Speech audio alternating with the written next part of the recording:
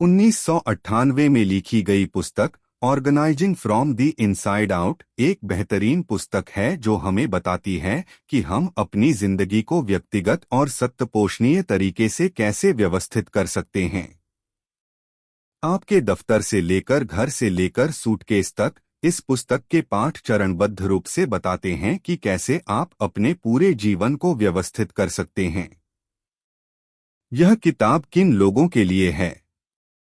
एक, कोई भी व्यक्ति जो जिंदगी की अव्यवस्था में डूब रहा है। दो, लोग जो व्यवस्थित होने का आनंद लेना चाहते हैं। तीन, लोग जिन्होंने अन्य उपलब्ध तरीकों को आजमाया है पर उन्हें कुछ खास परिणाम नहीं मिले हैं। लेखक के बारे में। लेखन जूली मॉर्गनस्टर्न ने टास्कमास्टर्स नाम की पेशेवर व्यवस्था कंपनी की स्थापना की है। यह एक कंसल्टेंसी फर्म है जो अमेरिकन एक्सप्रेस जैसी कंपनियों को भी अपनी सेवा प्रदान करता है। जब वह अपना कारोबार नहीं संभाल रही होती हैं, तब वह या तो एक स्तंभकार के रूप में अपने विचार लिख रही होती हैं या फिर टेलीविजन के माध्यम से अपने विचार जाहिर कर रही होती हैं। Organising from the inside out उनकी पहली सबसे ज्यादा बिकने वाली किताब है। आपको यह किताब क्यों पढ़नी चाहिए? क्या कभी कभी आप भी सोचते हैं कि काश मैं भी मैरी पॉपिंस के जैसे बनाट ना रह पाता? कैसे रहेगा कि आप बस यूं ही अपनी उंगलियां चटकाते बैठे रहें और आपका बिखरा हुआ कमरा अपने आप ही व्यवस्थित और साफ हो जाए। दुर्भाग्य से भौतिक विज्ञान के नियम इस बात की इजाजत नहीं देते, मगर एक दूसरा तरीका है जिससे व्यवस्थित बनना काफी आसान हो जाता है, यहाँ तक कि व्यवस्थित रहने में मजा आने लगता है। इसे organising from inside out method, अंदर से व्यवस्थित होने का तरीका, के नाम से जाना जाता है और यह काम भी करती है क्योंकि यह आपके काम की दिनचर्या के साथ फिट बैठती है। इस किताब के पाठ आपको इसी विधि के बारे में बताते हैं और साथ ही समझाते हैं कि कैसे आप इसे अपने जीवन में लागू कर सकते हैं। इसके अलावा आप सीखेंगे। एक, आपको एक झगड़ालू साथी पर कभी गुस्सा नहीं होना चाहिए। दो, एक कमरे को व्यवस्थित और साफ करने में औसतन कितना वक्त लगता है। तीन, क्योंकि व्यवस्था की आदत मनोवैज्ञानिक कारणों से हो सकती है। अपनी व्यवस्था का कारण जानकर अंदर से व्यवस्थित होना शुरू कीजिए। यह हम सबके साथ होता है। अव्यवस्थता के कारण हमारी जिंदगी में एक निराशाजनक रुकावट आ जाती है, जिससे निपटने के लिए हम अनगिनत व्यवस्था के टिप्स और तकनीकों में से एक को फॉलो करते हैं। इसके बावजूद भी हम में से ज्यादातर लोग इस निराशा में ही रह जाते हैं। मगर क्यों? इस प्रकार की ज्यादातर तकनीकों को बिना किसी मानसिक दृष्टिकोण के बनाया जाता है। ये बहुत ही सामान्य होती हैं और हमें इन्हें अपनी जिंदगी में लागू करने में दिल तो है।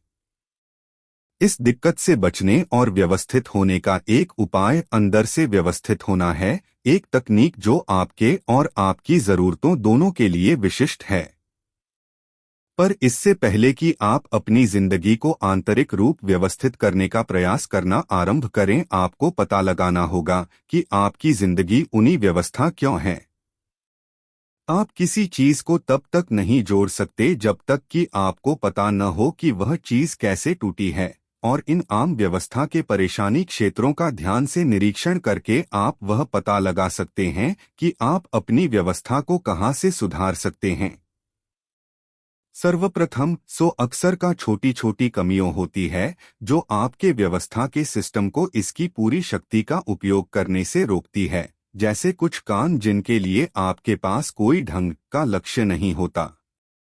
दूसरा, कुछ पर्यावरणिक समस्याएं होती हैं जो आपके नियंत्रण से बाहर होती हैं और वे आपकी व्यवस्था को भंग करने में अपना सहयोग देती हैं। दफ्तर की अवास्तविक उम्मीदें, यौवन की बड़ी घटनाएं जैसे घर में नया बच्चा आता या फिर तलाक होना, घरेलू समस्याएं जैसे एक सहयोग जीवन साथी न होना या फिर पर्याप्त स्पेस न होना। तीसरे समूह में आती हैं मानसिक बाधाएं, आपके खुद के अंतर्मन की चीजें जो आपको विकार की तरफ धकेलने हैं। एक सैंपल के लिए, अरपा लक्ष्य होता, या फिर किसी प्रकार का भय जो आपको व्यवस्थित होने से रोकता है, या फिर हो सकता है कि आपको अपने चारों ओर चीजों को बिखेरे रखने में आनंद की प्राप्ति होती हो। जब भी आप इन 3 क्षेत्रों पर काम कर रहे हो तो याद रखिए कि इनमें से कई सारी चीजें आप पर अलग अलग तरीके से लागू हो सकती है। अगर आप अपने में बहुत सारी दिक्कतें पाते हैं तो घबराने की कोई जरूरत नहीं है। अपने प्रति ईमानदार रहें और हमेशा याद रखिए हर मुसीबत का एक हल होता है। अव्यवस्थाता को हराने का पहला चरण यह जानना है कि हमारी अस्तव्यस्तता का कारण क्या है। अपने आप का ईमानदारी से निरीक्षण करके आप अपनी दीवानों के लिए मजबूत हलों का निर्माण कर सकते हैं। इसलिए अपनी अव्यवस्थाता को दूर करने की शुरुआत अपनी बाधाओं को जानने समझने के साथ करें। अपने अव्यवस्थित पार्टनर को प्रेरणा देकर सफाई की तरफ उसका ध्यान लगाने में मदद करिए। कल्पना कीजिए आप घंटों सफाई करने में बिताते हैं, मेहनत से सारे काम करते हैं, अंततः आपकी मेहनत रंग लाती है और आपका घर चमक उठता है। इसके बाद आपका साथी घर आता है और अपने कीचड़ से लिपटे जूतों को घर के बीच में खोल देता है, अपने गीले कोट को सोफे पर फेंक देता है और अपने जेब से चीजें निकालकर मैच पर रख देता है। इस तरह से कुछ ही पलों में आपके घंटों की मेहनत बेकार हो जाती है। इस घटना के बाद हो सकता है कि शायद आपको अपने साथी से लड़ने झगड़ने का मन करे। अगर ऐसा हो तो अपने आप को ऐसा करने से रोकिए, क्योंकि इसके बजाय कुछ और किया जा सकता है। गुस्से से अपने साथी से अपनी आदतें बदलने के लिए कहना एक अच्छी रणनीति नहीं है। किसी व्यक्ति की सफाई की आदतों को सुधारने के लिए एक समझदारी भरे तरीके जरूरत पड़ती है। लेकिन ऐसा क्यों, चलिए जानते हैं। आप किसी व्यक्ति को प्रत्यक्ष रूप से अपनी प्रेरणा के द्वारा प्रेरित नहीं कर सकते। आपको केवल उन्हें अपनों प्रेरणा देकर उनमें प्रेरणा जगानी होती है। दूसरों में उनकी खुद की प्रेरणा जगाने का एक अच्छा तरीका है उनसे यह सवाल करना कि तुम्हारी अव्यवस्थता से तुम्हें खुद कितनी परेशानियां होती है। हो सकता है कि आपके साथी की आदत हमेशा घर में चाबियां खो देना हो और फिर वह उन्हें ढूंढने में अपने कई घंटे बर्बाद कर देता हो, या हो सकता है कि उसने अपनी गर्दन अपने सामान के ढेर के गिरने से करीब करीब तुड़वा ही ली हो। अपने साय को इन घटनाओं को याद दिलाइए, इससे वे आपकी बातों का जरूर जवाब देंगे। एक बार जब आपका साथी इन बातों से प्रेरित हो जाता है तो वह अपनी अस्तव्यस्तता को बदलने का प्रयास जरूर करेगा। इसमें यह तरीका मददगार साबित हो सकता है। अस्तव्यस्त को दूर करने के कई तरीकों में से एक तरीका यह है कि अपने साथी को कमरे में उसका खुद का स्पेस दें। यह तकनीक प्रत्येक साथी को न केवल कमरे में उसका खुद का एक हिस्सा देती है, बल्कि उसे दूसरों की सोच और जरूरतों के बारे में सोचना भी सिखाता है। इस तरह से आप अपने साथी की अस्तव्यस्तता के कारण समझ सकते हैं शायद वह कूड़ादान क्यों बेहद जरूरी है, और उसे बताइए कि कैसे आप चीजों को करना पसंद करते हैं। क्या पता आपकी अच्छी आदतों का प्रभाव आपके साथी पर भी पड़ जाए। अब तक शायद आप जान चुके होंगे कि अपने अव्यवस्थित साथी को व्यवस्थित रहने के लिए कैसे प्रेरित करें। इसके बाद आने वाला दूसरा चरण आपको अंदर से व्यवस्थित होना सिखाया है। अपनी पुनर्व्यवस्था से ज्यादा अच्छे परिणाम पाने के लिए परिस्थिति का विश्लेषण करते हुए शुरुआत करें। अपनी जिंदगी को व्यवस्थित करते वक्त कई मौकों पर लगता है कि हमें एकदम से व्यवस्था को लागू करके अपनी जिंदगी में बड़े बदलाव करने चाहिए, लेकिन बिना सोचे समझे और परिणाम का आकलन किए बिना उस काम में कूद जाना नुकसानदेह हो सकता है। ऐसा इसलिए क्योंकि स्थित होने का सूत्र अपनी समस्या को जानने समझने में ही छुपा है। अपनी परिस्थिति का विश्लेषण करना आपको अपने लक्ष्य के बारे में स्पष्ट जानकारी देने में मददगार साबित होता है। अपनी व्यवस्थैतिक चैलेंजों को आकलन करने के लिए इन 5 सवालों को स्वयं से पूछिए। सबसे पहला सवाल, कौन सी चीज काम करेगी?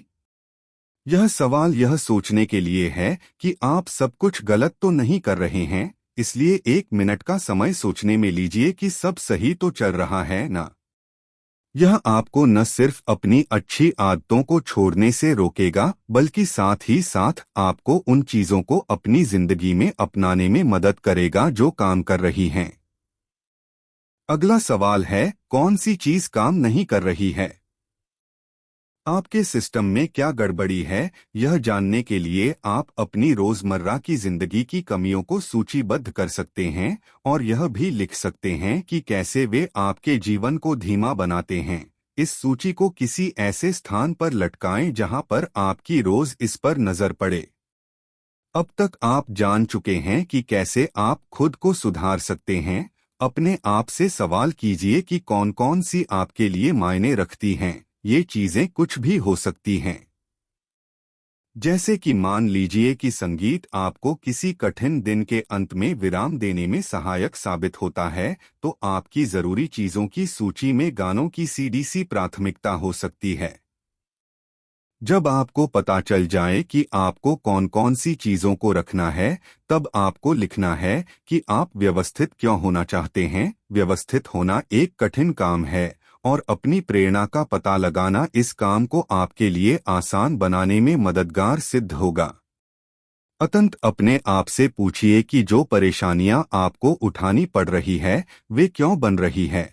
यह इच्छा शक्ति में कमी के कारण है, या फिर कौशल में, या फिर यह आपके साथी की अव्यवस्थाता की वजह से हो सकता है। यह महत्वपूर्ण है क्योंकि आप अपनी समस्याओं को तभी दूर कर पाएंगे जबकि आपको पता होगा कि वे किस कारण से पैदा हो रही हैं।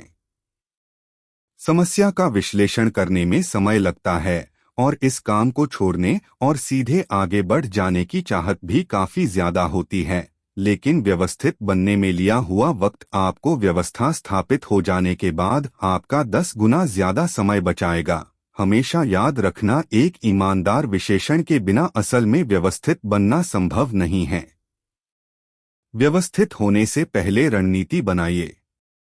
तो अब तक आपने अपनी व्यवस्था की स्थिति का विश्लेषण कर लिया है। पहले अगर आपको अपनी स्थिति सुधारने का मन नहीं करता होगा तो अब शायद कर रहा होगा, लेकिन इसमें पहले कुछ रणनीतियां विकसित करना जरूरी है। व्यवस्थैतिक रणनीतियां आपको अपने प्रयासों को तेज में मदद करेंगी और आपके काम को सही दिशा देगी। इन 2 रणनीतियों को ट्राई कीजिए।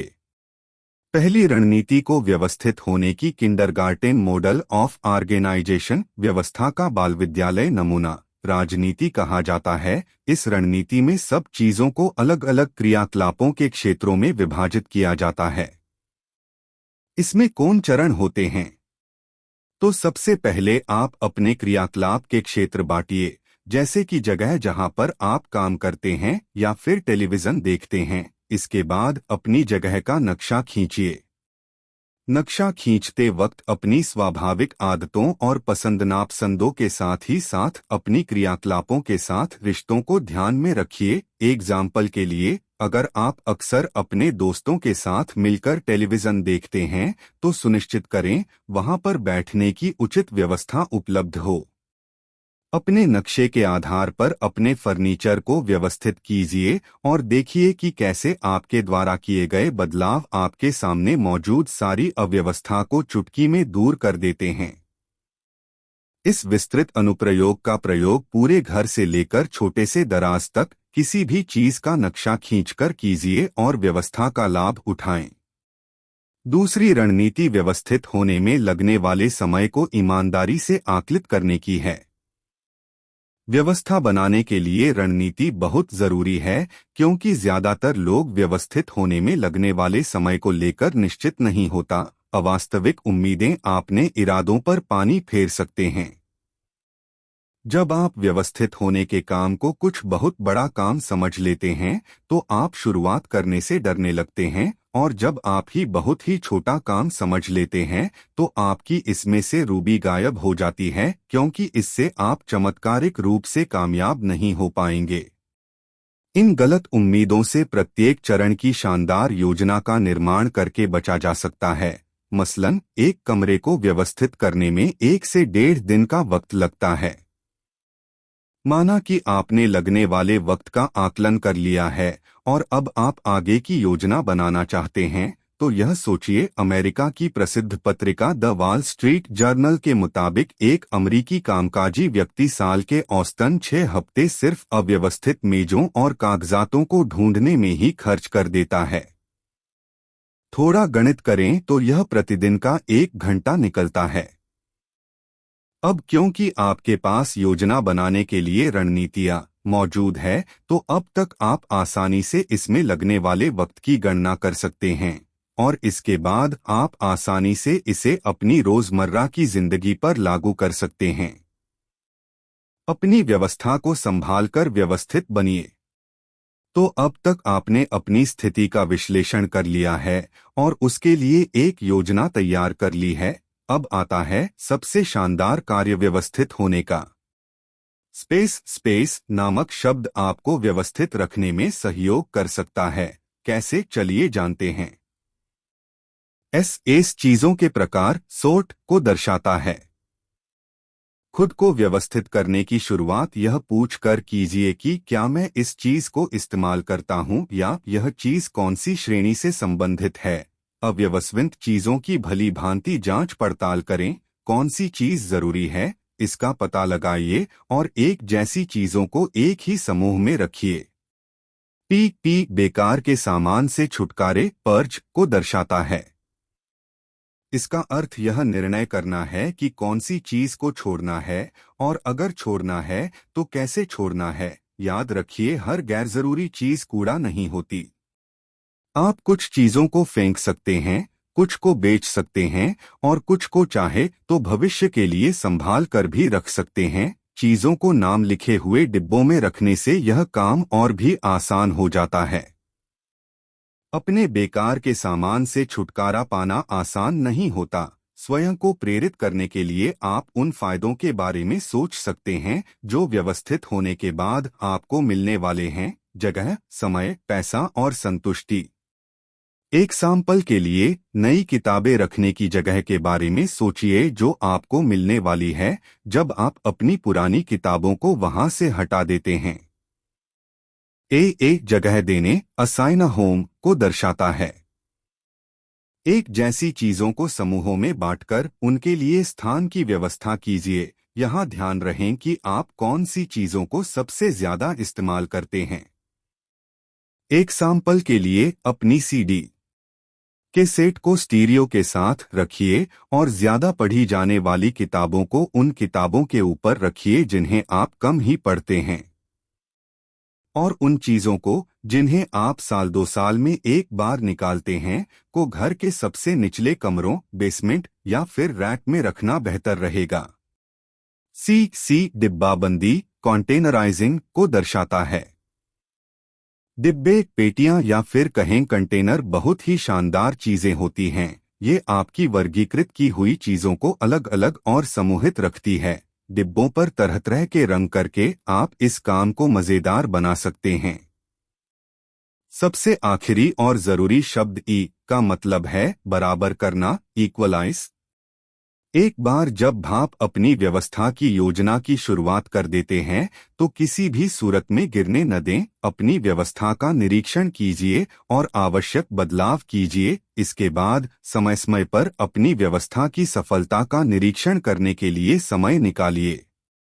इस स्पेस नामक तकनीक को इस्तेमाल करने के बाद आप जरूर हैरान होने की कैसे इसने आपकी अव्यवस्था को व्यवस्था में बदल दिया है। अब जब आप खुद को व्यवस्थित बनाने के हथियार से लैस हो चुके हैं तो अब वक्त आ चुका है कुछ एक सैंपल को जानने का जो बताते हैं कि अपना ज्ञान कैसे प्रयुक्त करें। अपनी व्यवस्था को लागू करके अपने बच्चों के कमरे से लेकर अपनी दिनचर्या तक हर चीज व्यवस्थित कीजिए। अंदर से व्यवस्थित होने की तकनीक की खास बात यह है कि यह हर प्रकार की स्थिति में काम करती है। आप इस तकनीक को बड़े कामों से लेकर छोटे कामों और पूरी अव्यवस्था से लेकर हल्की अव्यवस्था में प्रयोग कर सकते हैं। विश्लेषण करने, रणनीति बनाने और उसे लागू करने की इस 3 चरणों की प्रक्रिया को फॉलो करके आप अपने सूटकेस से लेकर रसोई तक हर चीज को व्यवस्थित कर सकते हैं। लेकिन कई बार होता है कि हमें अपने नहीं बल्कि किसी और के सामान को व्यवस्थित करना होता है। अक्सर यह आपके बच्चों का होता है। अपने बच्चों का सामान व्यवस्थित करते समय सारा काम स्वयं ही न करें, बल्कि कुछ काम उन्हें खुद भी करने दें। इससे वे व्यवस्था बनाने में सक्षम हो पाएंगे। लेकिन क्यों? आपका बच्चा अपना कमरा व्यवस्थित नहीं रखेगा यदि वह उसकी जरूरत के हिसाब से व्यवस्थित नहीं है। यह निश्चित करने के लिए कि आपके बच्चे का कमरा व्यवस्थित रहे, अपने बच्चे को उसका कमरा व्यवस्थित करने की प्रक्रिया का हिस्सा बनाएं। खैर, बच्चे कई बार असहयोगी होते हैं और माता पिता के लिए का सहयोग पाना सिरदर्द का विषय बन जाता है। इस परेशानी का सबसे अच्छा उपाय है व्यवस्थित होने की इस प्रक्रिया को मजेदार बनाना। उदाहरण के लिए, आप बच्चों को गंदे कपड़े सही करने के लिए हैम्पर पर बास्केटबॉल की बास्केट हूप बांधकर उन्हें दे सकते हैं। अपने पूरे घर को, यहाँ तक कि बच्चों के कमरे को भी व्यवस्थित कर लेने पर आपको उपलब्धि का भाव महसूस होगा। लेकिन आपको यहाँ पर ही नहीं रुक जाना है। अंदर से व्यवस्थित होने की तकनीक समय को बचाने के लिए भी इस्तेमाल हो सकती है। अपने समय को व्यवस्थित करना ठीक अपनी अलमारी को व्यवस्थित करने के जैसा है। आप अपनी नई तकनीकों की मदद से अपने बिखरी हुई दिनचर्या को व्यवस्थित कर सकते हैं। आपको बस ये 3 चरण याद रखने की जरूरत है। विश्लेषण कीजिए कि कौन से काम आपके लिए जरूरी हैं और कौन कौन से कामों के बिना आप रह सकते हैं। रणनीति बताइए कि कौन सी चीज करती है और उसे कब तक पूरा करना है। और अंततः बेकार के कामों को छोड़कर और अपने कामों को समूहों में विभाजित करके अपनी व्यवस्था को लागू कीजिए। उदाहरण के लिए, अपने सारे बिलों का भुगतान एक साथ करना। अब तक शायद आप अंदर से व्यवस्थित होने की शक्ति जान गए होंगे, इसलिए यह वक्त है इसे अपनी जिंदगी पर लागू करने का। कंक्लूजन: एक बहुत ही ज्यादा अव्यवस्थित व्यक्ति भी इस तकनीक के जरिए खुद को व्यवस्थित बना सकता है, लेकिन आपको इस काम में तकलीफ होगी जब तक कि आप इस तकनीक को व्यक्तिगत रूप नहीं देंगे। आप अपने संसार को अपनी इच्छानुसार आकार में ढाल सकते हैं। आपको जरूरत है तो सिर्फ और सिर्फ अपनी जरूरतों के हिसाब से उसे विश्लेषित, राजनीति और उसे अपनी जिंदगी पर लागू करने की। क्या करें? अपनी व्यवस्थित जरूरतों को विश्लेषित कीजिए। पता लगाइए कि कहाँ-कहाँ आपकी व्यवस्था उन चीजों की सूची लगाने से सुधार सकती है जो आपको दिन ब दिन धीमा करती हैं। आप अपनी इस सूची को फ्रिज, दरवाजे या दीवार पर लगाकर अपने को सुधार की याद दिला सकते हैं। इसके बाद अपनी योजना की रणनीति को अपने कामों में लागू कीजिए। तो दोस्तों, आपको आज का हमारा यह बुक समरी कैसा लगा नीचे कमेंट करके जरूर बताएं और इस बुक समरी को अपने दोस्तों के साथ शेयर जरूर करें। आपका बहुमूल्य समय देने के लिए दिल से धन्यवाद। Wish you all the very best.